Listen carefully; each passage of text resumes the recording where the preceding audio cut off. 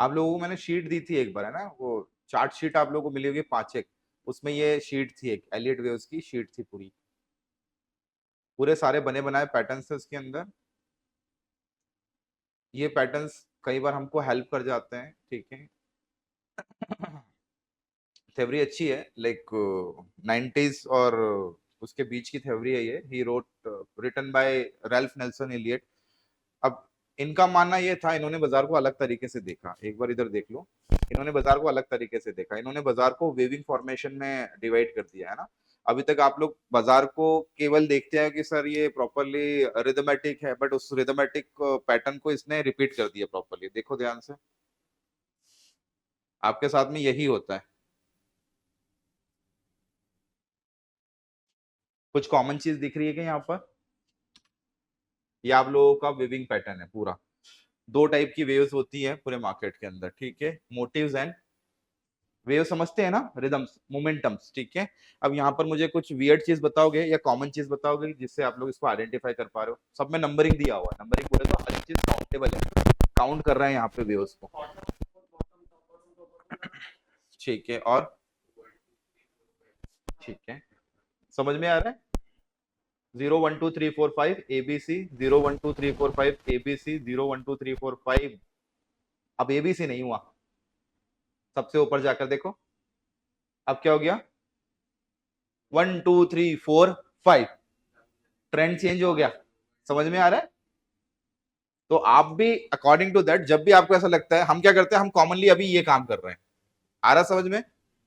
Sir हमने ये बनाया, ये बनाया, ये बनाया, ये बनाया, सर ये ऐसा बना लिया, ये आप काम कर रहे हो। बट आप जब ट्रेड करते हो, जब आप स्कैल्प करते हो, तो स्कैल्पिंग के अंदर आप लोगों को ये बहुत हेल्पफुल करेगा। यहाँ पर आप वेव्स की काउंटिंग करके कि अच्छा यार कुछ वियर्ड हो गया है, समथिंग यार, जो रिपीटेशन चल रहा था कि यार 100 रुपए बढ़ रहा था, 50 रुपए गिर रहा था, 100 रुपए बढ़ रहा था, 50 रुपए गिर रहा था, that is purely buying sentiment. But अब क्या हो गया, 100 बढ़ा और साला 100 गिर गया, यानी equal demand and equal supply. ऊपर जाके कुछ तो घपला हुआ है, यानी कुछ ना कुछ यहाँ पे वियर्ड हुआ है, ये वाले सेक्शन में कुछ ना कुछ वियर्ड हुआ है। कैसे पता पड़ा? वेव्स की काउंटिंग करके। इसलिए ये थ्योरी जो है ये बेटर है। अगर आप स्कैल्प भी कर रहे हो, आप थोड़ा सा लंबा ट्रेड भी टिकना चाह रहे हो, तो ये थ्योरी आप लोगों को बहुत हेल्प करेगी, ठीक है। कैसे देखना है इसको? इसके कुछ फॉर्मेशन है बने बनाए, इसके कुछ प्राइस एक्शन है, ठीक है। अगर वेव्स देखना हो तो ऑलमोस्ट ये पूरे कंप्लीट एक एलियट वेव्स के अंदर 143 के आसपास वेव्स होती है, काउंटेबल है, ये काउंट की गई, यानी यहां से लगाकर तो यहां तक 143 वेव्स काउंटेबल है, ठीक है। अब इनका जो बेसिक प्रिंसिपल है वो देख लो। बेसिक प्रिंसिपल क्या बोलता है? बेसिक प्रिंसिपल बोलता है इसका ये, ठीक है।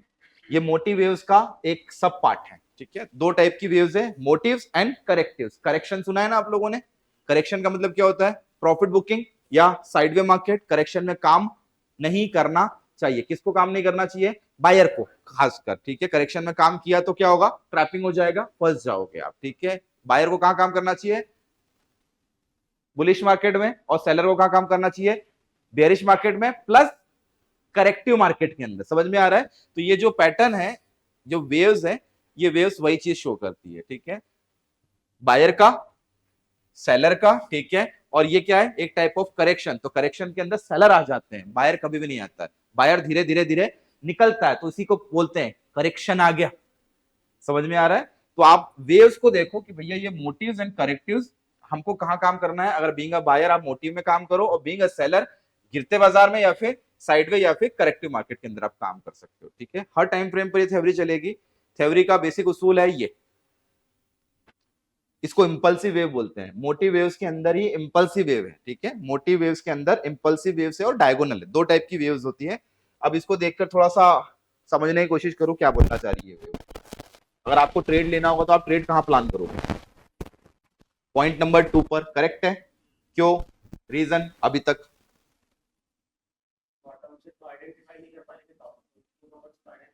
ठीक है, बट कैसे कैसे? दो नंबर दिख रहा है तो अपन ने बोल दिया कि सर यहाँ पे बाय करेंगे। पॉसिबल है कि दो नंबर पे बाय करना? कैसे आइडेंटिफाई करोगे दो नंबर पे ही हमको बाय करना है?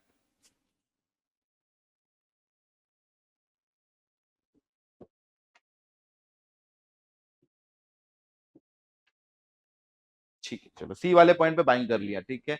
समझ में आ गया कि भैया जो नीचे अब ज्यादा गिरने की तैयारी नहीं है। एसएल कहां प्लान करोगे? अब भी देखा, अभी अपन थोड़ी देर पहले ही देखा अपन ने, जो आदमी हल्का सा सी, क्या मुझे लगता है आदमी यहां पर ट्रेड लेने की कोशिश करेगा, करेक्ट है क्या? सी पे क्या लगाएगा? एसएल लगाएगा। 90% एसएल उड़ने के चांसेस कहां पर है? सी पर। झटका आएगा और रियलिटी और एक्सपेक्टेशन में बहुत फर्क होता है। तो हम क्या करें, एसएल कहां लगा दें?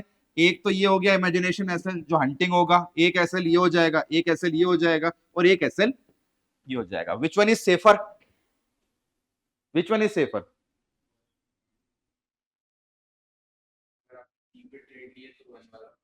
वन वाला पॉइंट हो सकता है या फिर ये वाला पॉइंट हो सकता है, यानी that could be your perfect SL. समझ में आ रहा है क्या? ठीक है, चलो दूसरा पॉइंट और आइडेंटिफाई करने का तरीका, एक तो आपने ये रिदमेटिक तरीके से आइडेंटिफाई कर लिया, और तरीका, और कैसे आइडेंटिफाई करोगे बताया मैंने। फिर फिर क्या बोलता है कि सर अगर 50-60% रिट्रेसमेंट हो रहा है तो हम क्या मानते हैं कि सर ये कौन से साइड पे जाने की कोशिश करेगा? बाइंग साइड पे जाने की कोशिश करेगा। यानी दूसरा पॉइंट कैसे आइडेंटिफाई कर सकते हो? फिप की मदद से। ठीक है, चलो दूसरे पे ट्रेड ले लिया, कब तक टिकना है?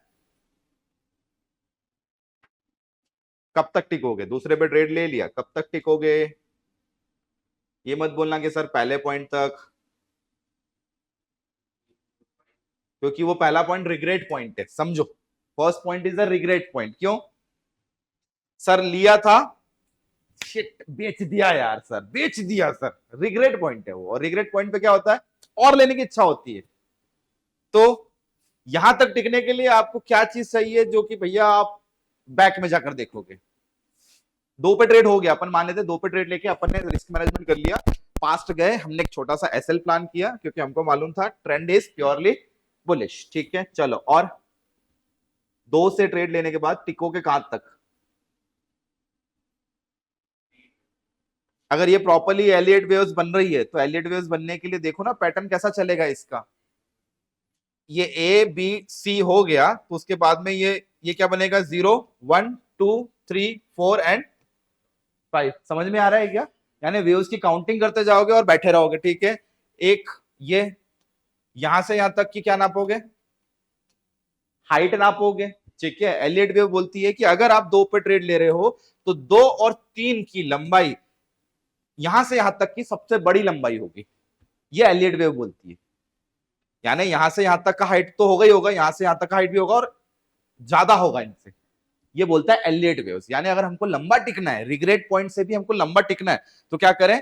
हाइट नापे और लगा दें, डाटा रेंज निकाल लो यहां से। हमको पूरा का पूरा कैप्चर कर पाओगे क्या? अगर ये 100 पॉइंट की रैली होगी तो पूरा का पूरा कैप्चर नहीं होगा, है ना। हम क्या करें, यहां से यहां तक की हाइट निकाले, यानी 0 से 1 तक की हाइट निकाले, यहां से लगाए और यहां पर लगा के प्लॉट कर दीजिए, आपका सेफ्टी वाला पॉइंट आ गया। और स्टॉप लॉस तो है ही, और स्टॉप लॉस को धीरे धीरे धीरे धीरे क्या करोगे? आप ट्रेल करते जाओगे। पहले यहां से उठा के यहां लाओगे, फिर यहां से उठा के यहां लाओगे, और फिर यहां से उठा के यहां पर लाओगे। समझ में आ रहा है? ये ट्रेल करने का तरीका है। ट्रेल करना नहीं आ रहा है तो use ATR, average true range करो, उसके अंदर एवरेज टू रेंज जो भी दिख रहा है उस वक्त उसका 3 टाइम्स या 4 टाइम्स करो एंड मेक योर एसएल, और उस एसएल को खींचते रहो। ठीक है, ये दूसरा पॉइंट है। चलो अब फिर भी एंट्री लेना है, दो पे एंट्री हो गया, तीन के पहले पहले आते हुए एग्जिट हो गया, अब चौथे पॉइंट पे भी एंट्री ले सकते हो क्या? हाँ जी, चौथे पॉइंट पे भी एंट्री ले सकते हैं, बट कंडीशन क्या होगी? चौथे पॉइंट पे एंट्री लेने की कंडीशन क्या होगी? नंबर 1 कंडीशन, यानी what is your stop loss, जो हम नीचे से खींचते खींचते लाए हैं, एक तक लगाएंगे।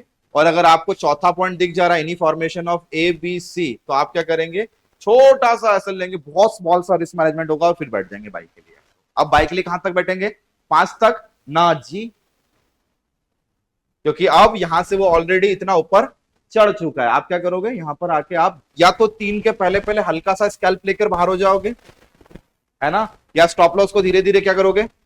ऊपर जाता है तो कॉस्ट पे लाओगे। अगर ये भागा, क्योंकि ये वियर्ड है, ये अनप्रिडिक्टेबल है, ये होगा नहीं होगा कोई आइडिया नहीं है, ये 3 के पहले भी कट सकता है या और लंबा खिंच सकता है। ठीक है, यहाँ रिग्रेट नहीं होगा, यहाँ होगा कि भैया हाँ ठीक है, एक स्कैल्प लिया, ट्रेड लिया और बाहर। ठीक है, तो एलियट वेव के 3 बेसिक प्रिंसिपल है। Principle number 1, point 2 can not be retrace more than 100%, यानी 100% रिट्रेसमेंट नहीं होगा तो यहाँ पर बाइंग बैठेगा। ठीक है, नंबर 2, सबसे बड़ा लेंथ जो होगा वो होगा 2 और 3 के बीच का, नंबर 3 चौथा पॉइंट, एक को ओवरलैप नहीं करना चाहिए। ये एलियट वेव का बेसिक प्रिंसिपल है। अब आप देख लो आपके पास में कोई एलियट वेव मिल रही है क्या? हर टाइम फ्रेम पे चलेगा, हर टाइम फ्रेम, और सेकंड में भी चलेगा, कोई प्रॉब्लम नहीं है। ढूंढ लो पॉइंट, कोऑर्डिनेट देख लेना, 1 2 3 4 5 ए बी सी, यानी दो यहां पे बाइंग का अपॉर्चुनिटी मिलेगा और एक सेलिंग का अपॉर्चुनिटी मिलेगा। ठीक है,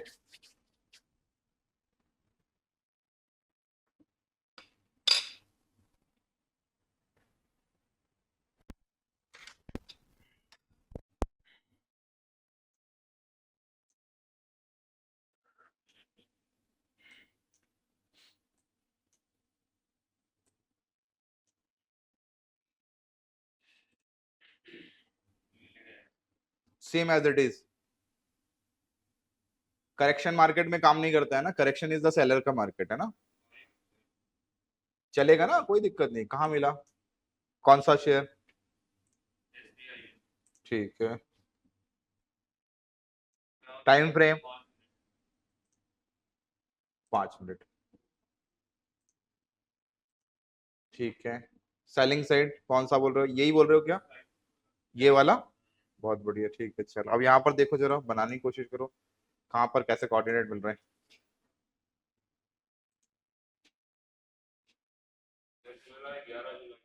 ठीक है, 11 जुलाई से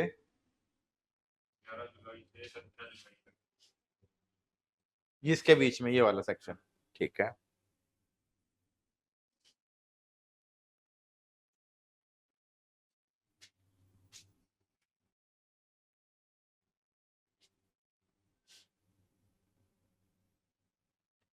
बोल सकते हो क्या, थोड़ा सा वियर्ड नहीं हो रहा है? ये पॉइंट तो समझ में आ रहा है, ये तीसरा पॉइंट में समझ में आ रहा है, ये चौथा पॉइंट ओवरलैप हो गया, पांचवा पॉइंट ये भी ले सकता हूँ। ठीक है, समथिंग रियलिटी एक्सपेक्टेशन में थोड़ा सा फर्क हो सकता है ना, वी कैन गो, जा सकते हैं, ऐसा लेते हुए जा सकते हैं वही फिप के हिसाब से।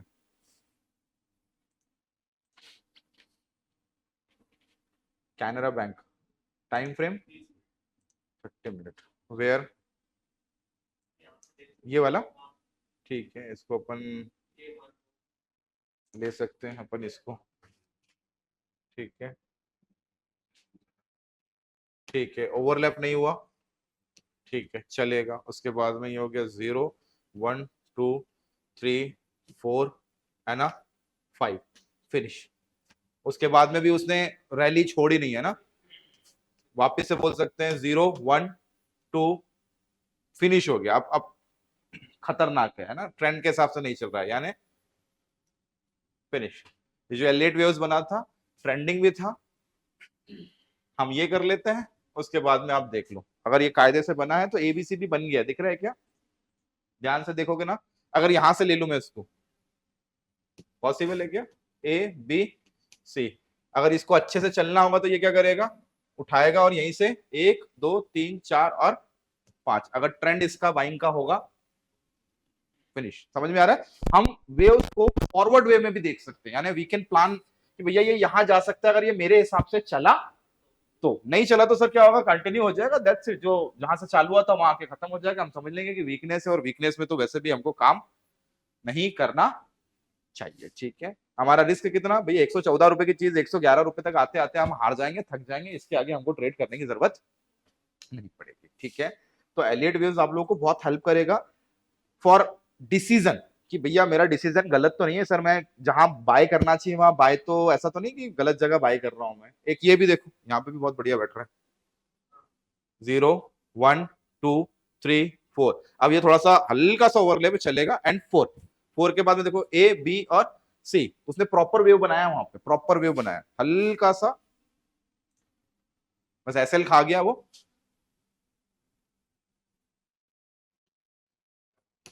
प्रॉपरली। अब उसके बाद में क्या हो गया, ये सेक्शन कैसा है, करेक्शन। ये वाली वेव कैसी हो गई, this is called motive wave. ठीक है, यहां से ये क्या चालू हो गया, this is the correction wave. Correction wave में काम करना चाहिए क्या, नहीं करना चाहिए। काम करने का ये बायर का काम था। यहाँ पे बायर आके क्या कर दिया, यहाँ पे सेल ऑफ किया और निकल गया। उसके बाद में देखो तो वापस से चालू हो गया क्या। इसी करेक्शन जोन को अगर आगे खींच दिया जाए तो मार्केट यहीं कहीं घूम रहा है क्या, हाँ जी, मार्केट करेक्शन जोन में ही है। दैट मीन्स कोई ज्यादा बड़ा व्यू नहीं है। ठीक है, इन वेव्स को अगर मैं मिला दूं, यहां से यहां तक क्लबिंग कर दूं, टाइम फ्रेम बढ़ा दूं, तो ये हो रहा है। ये भी एलियट वेव्स नहीं बन रही, यानी ऊपर जाने के चांस थोड़े से भी हाल फिलहाल कम। ठीक है, करेक्शन जोन के अंदर है, तो ट्रेड नहीं लेना चाहिए। ठीक है, छोटे मोटे ट्रेड ले सकते हो, सेल वेल के ट्रेड तो चलेंगे, कोई इशू नहीं है। टाइम फ्रेम बड़ा करोगे तो भी बेटर है। ठीक है, इसको थोड़ा सा फॉलो करो, अच्छी अच्छी है ये। मेरे को लगता है कि बेटर व्यू मिलेगा। आप जैसे चार्ट रेगुलरली देखते हो, उस रेगुलरली को ना देखते हो, क्योंकि जिगजैग ही है सब, वैसे ही चलना है प्रॉपर्ली बने बनाए पैटर्न से। ये बेसिक नियम है। ठीक है,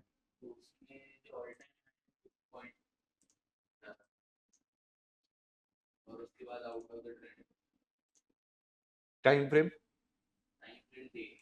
ठीक है, 2000 ठीक है, बहुत बढ़िया। यहां से लगा 0 1 2 3 4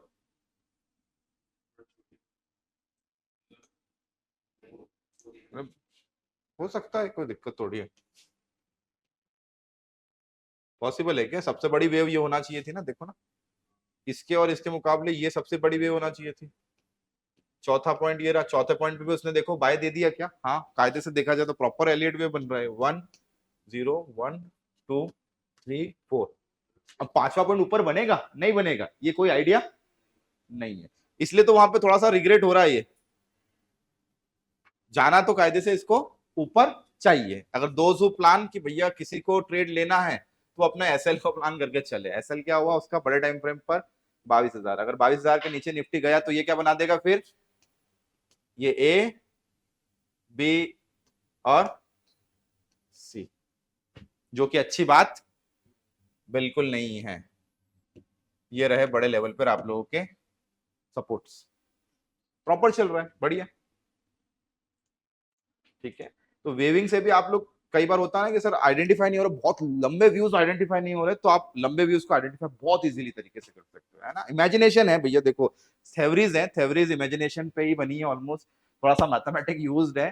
कई बार हम लोग जो नहीं देख सकते हैं हम वो लगा लेते हैं और प्लान कर लेते हैं, तो यूज इट, बहुत अच्छी थेवरी है ना। इसको हर टाइम फ्रेम पे you can plan.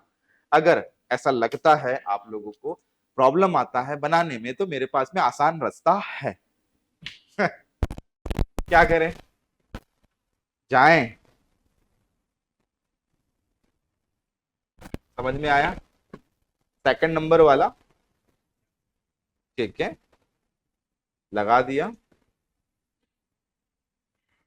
What he will do, clear हुआ क्या बनाया इसने। उसने ऑटोमेटिकली चार्ट में उसको जहां दिखा उसने वो कोऑर्डिनेट यूज करे और बना दिया। ठीक है, और उसने वो प्रोजेक्शन पॉइंट भी दे दिए। ये प्रोजेक्शन पॉइंट है, that could be the projection point. यहाँ भैया यहाँ और यहाँ पर आ सकता है। ये वाला प्रोजेक्शन पॉइंट नहीं आया, फिनिश हो गया ना। ये वाला प्रोजेक्शन पॉइंट अभी हाल फिलहाल तक नहीं आया, लेकिन यहाँ आके क्या हो जाएगा, यहाँ के ये थ्योरी फिनिश हो जाएगी, तो अभी ये चल रहा। ठीक है, तो यहाँ पर लगाकर यू कैन प्लान। देखो हर जगह लगा देगा। टाइम फ्रेम जैसे ही बदलोगे आप, डे करोगे तो डे टाइम फ्रेम पे भी वो देखो लगा देगा। प्रोजेक्शन कैसे दे देगा, बड़े बड़े प्रोजेक्शन भी दे देगा। This is the Elliott waves ना। तो कैलकुलेशन हो रहा है, काउंटिंग हो रही है वेव्स की, और उस काउंटिंग के बेसिस पर आप लोगों को आपके टारगेट्स या फिर आप लोगों के स्टॉप लॉसेस मिल रहे हैं। ठीक है, तो ये एक बार प्लीज बनाकर देखना मैन्युअली।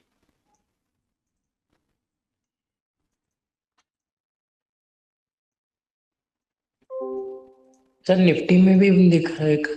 चलेगा, कोई दिक्कत नहीं है। बस ये है कि ये ट्रेडिंग व्यू पर ही बनेगा, है ना। ये ऑटोमेटेड ट्रेड्स आपके ट्रेडिंग व्यू पर ही बनेंगे। ये लो,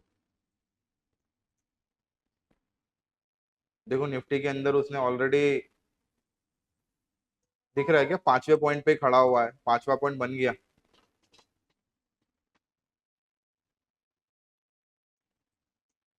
बड़े टाइम फ्रेम के हिसाब से देखा जाए तो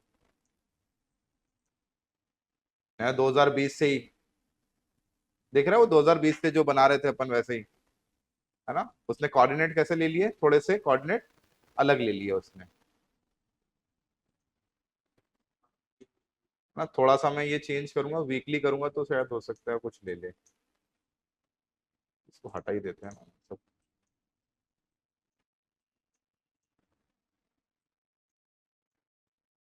हम्म,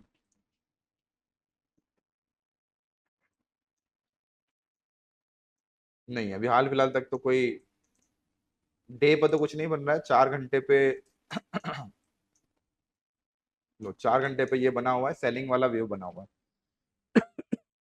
अब यहाँ पर हो सकता है ए बी सी, ये प्रोजेक्शन दे दिया उसने, दिख रहा है। अगर ये प्रॉपरली सेलिंग का है तो ये बनेगा आपका बाइंग का, ए बी और सी, ये प्रोजेक्शन पॉइंट है। कहाँ दे दिया उसने, 25,600, 25,500 और सबसे नीचे 25,300 का प्रोजेक्शन दे दिया। अगर ये एलियट वेव्स है तो ठीक है, जरूरी है कि ऊपर ही बनेगी एलियट वेव्स, नीचे भी बनेगी। ये सेलिंग का ट्रेड हो गया। सेलिंग के ट्रेड में अब यहाँ पर हल्का सा करेक्शन होगा, ये दिस इज द करेक्शन, क्योंकि इतना गिरना अच्छी बात नहीं है बिना कोई रीजन के, ठीक है। तो चलेगा, कोई दिक्कत नहीं है, अपन तो बाइंग का ही सेंटिमेंट लेके चल रहे हैं अपन, है ना। दोनों जगह अपन कोशिश कर रहे हैं कि बाइंग सेंटिमेंट ही हो। ऑलमोस्ट यार, देखो ना उसने, देखो एक ट्रेड दे दिया, अपन एक ट्रेड लिया अभी, वो हो गया, खत्म हो गया, वो मिस कर दिया आपने, काटने में मिस कर दिया, क्यों, अब वो अपने इनर सर्कल में घूम रहा है। उसका सर्कल क्या है, ये रहा, जो 10 बजे से मार्केट जिस रेंज में था उसी रेंज में है। चाल सेलर की, फ्राइडे है, मार्केट को ऊपर नीचे नहीं जाने देने की।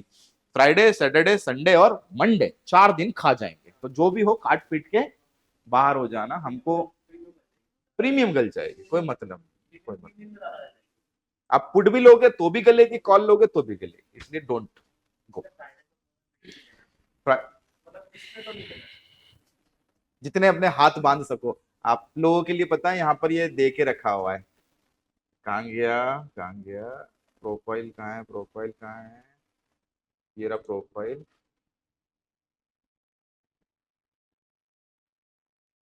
ये टेम्पररी अकाउंट फ्रीजिंग, जिसके हाथ ऐसे ऐसे ऐसे बिलबिलाते हैं ना ट्रेड लेने के लिए, लेना ही है, लेना ही है, लेना ही, ट्रेड दो, ट्रेड दो, ट्रेड दो, ये ले। तो उन जैसे लोगों के लिए टेम्पररी क्लोजिंग है अकाउंट का, कि भैया कुछ दिन शांति से बैठ जाओ, जब कमा लो ना तो क्या होता है कि और कमाने की इच्छा होती है, कि नहीं और चाहिए और चाहिए और चाहिए, तो ट्रेड, अरे नहीं बेटा, अपने को करना पड़ेगा, टेम्पररी है कि चलो कमा लिया, काम करता हूँ अभी तो यार, अब थोड़ा सा अकाउंट कुछ दिन के लिए थोड़ा सा बंद कर देता हूँ, कि ताकि मैं गलत ट्रेड ना लूं। साइकोलॉजी आदमी भाई देखो नहीं बदल पाता अपनी साइकोलॉजी। उसको 4,000 बन रहा है तो उसको 10,000 चाहिए, 10 बन रहा है तो उसको 20 चाहिए, 20 बन रहा है तो उसको 40 चाहिए, तो भूख कभी नहीं मिटेगी, ये तो ऑप्शन है भैया, है ना। हाँ ये बंद कर देगा, अपने को खोलना, अपने को जब खोलना खुल जाएगा, कोई दिक्कत नहीं है। टेम्पररी फ्रीजिंग, हाँ तो ये इसलिए तो बेटा, इसलिए तो दिया हुआ है ये, तो प्लीज डोंट गो, ठीक है। हाँ जी, घूमने निकल जाओ, आराम से चिल करो, एंजॉय करो। ट्रेड को ज्यादा सीरियसली नहीं लेना, क्योंकि ट्रेड है ये, है ना। एक बार कमा लिया तो दूसरी बार ट्रेड नहीं लेना, क्यों नहीं लेना, क्योंकि कमाए हुए पैसे को होना नहीं है, नहीं तो जितनी जल्दी देता है ना उससे 2 गुना स्पीड से ही ले लेगा। तो बड़े क्लाइंट की थिंकिंग समझो, है ना। ये ऑप्शन एंड फ्यूचर की बात बोल रहा हूँ, इक्विटी में तो फिर कोई बिंदास, इक्विटी तो फिर लेके रखा, छोड़ दिया, भूल गए और फिनिश। चलो आज के लिए इतना ही कर रहे हैं, है ना। प्लीज एक काम करना, आप जब आप अभी 2-3 दिन है ना, तो 2-3 दिन आप लोग को फिर से एक वही शुरू में जो काम किया था, है ना, एक छोटा सा ऐसे टास्क दे रहा हूँ आप लोगों को, थोड़ा सा रिफाइन करो। रिफाइन बोले तो आप लोगों को जो 40 स्टॉक्स दिए हैं ना मैंने, जो आप लोगों ने ऐड किए नहीं किए मुझे नहीं पता, 40 स्टॉक्स, ठीक है। लार्ज आप लोगों का, नेक्स्ट, मिड एंड स्मॉल। अब इसको थोड़ा सा एक बार रिव्यू करो, फिर से समझ में आ रहा है, रिव्यू करो, review on the basis of what, review on the basis of like थोड़े से बड़े एनालिसिस करने की कोशिश करो कि कहाँ जाने की कोशिश कर रहा है बाजार, कहाँ जाने की कोशिश कर रहा है। सबसे पहले तो कैंडल एनालिसिस कर लो, उसके पहले तो ट्रेंड एनालिसिस कर लो, ठीक है। ट्रेंड एनालिसिस के साथ में कुछ थेवरीज वगैरह लगा लो, अब जैसे गैन वगैरह लगाकर देख लिया, बड़े टाइम फ्रेम पर लगा लिया, ठीक है। एक बार ये एलियट वेव्स को भी एक बार ट्राई कर लो, ठीक है। प्राइस एक्शन है ना, प्राइस एक्शन बड़े टाइम फ्रेम पे, बड़ा टाइम फ्रेम बोले तो या तो डे या तो वीक या तो मंथली, ठीक है। आप डेली वाला तो कर ही रहे हो ना, 15 मिनट वाला तो कर ही रहे हो आपको, लेकिन आप बड़े टाइम फ्रेम पर पहले व्यू देख लो, क्योंकि ये आपका पूरा मार्केट है, समझ में आ रहा है ना। लार्ज देख लिया, नेक्स्ट देख लिया, मिड देख लिया, स्मॉल देख लिया, यानी ऑलमोस्ट आपने पूरा मार्केट कवर अप कर लिया। आपको इसको देखकर आगे का रुझान पता पड़ेगा कि यार हमारा मार्केट कहाँ जाने की इच्छा रख रहा है, ठीक है। इसके अलावा भी कुछ और बचता है तो थोड़ा सा जितना भी अपने सीखा, फिब वगैरह लगा के जो जो लगा सकते हो टूल इंडिकेटर के दम पर, ठीक है, टूल्स या इंडिकेटर्स के दम पर, ठीक है। या इवन लाइक आप लोगों को कुछ ऐसा और लगता है आप लोगों के पास में जो ऑलरेडी चीजें उसको देखकर थोड़ा सा एनालिसिस कर लीजिए, ठीक है। बस ये छोटा सा टास्क है, 40 स्टॉक्स है, ये आप लोग अपने लिए मेहनत करोगे, मेरे लिए कोई मेहनत नहीं कर रहे हैं ना, ये आपको करना है एनालिसिस, तो मेहनत तो लगेगी, ठीक है। तो सैटरडे संडे ऐसे ही घूमने फिरने ना जाना, वेस्ट ना करना, इसके साथ थोड़ा सा टाइम बिता लेना तो अच्छा रहेगा। 40 के 40 स्टॉक बोल रहा हूँ मैं, है ना। और आप जो कर रहे हो वो करते रहो, कोई इश्यू नहीं है, बट एनालिसिस प्लीज कर लीजिए ना। Time frame should be higher, बड़ा टाइम फ्रेम होना चाहिए।